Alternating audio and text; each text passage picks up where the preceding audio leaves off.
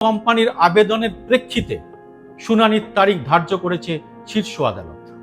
দুবাইয়ের ওই কোম্পানির বক্তব্য হলো, তারা রেলের জমি সংযুক্ত করে এই টেন্ডারের সুযোগ পেলে আগের বারের ৭,২০০ কোটি টাকার সঙ্গে আরো ২০% যোগ করে দরপত্র দিত। মানে যেখানে গৌতম আদানির সংস্থা ৫,০০০ কোটি টাকার সামান্য বেশি দিয়েই অর্ডার পেয়েছে, সেখানে দুবাইয়ের ওই সংস্থা আরো ৩,৫০০ কোটি টাকারও বেশি পেমেন্ট করতে তৈরি ছিল।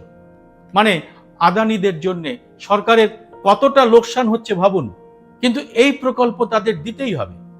আর সেজন্য এমন সব শর্ত তৈরি করতে হবে যাতে বেশি টাকা দিয়েও কেউ যেন এই টেন্ডারে অংশ নিতে না পারে। আর এই বিষয়টা কেন হলো সেটাই এখন খতিয়ে দেখছে সুপ্রিম কোর্ট। তবে গল্পের এখানেই শেষ নয়, আরো আছে। এবার আসছি সে প্রসঙ্গে।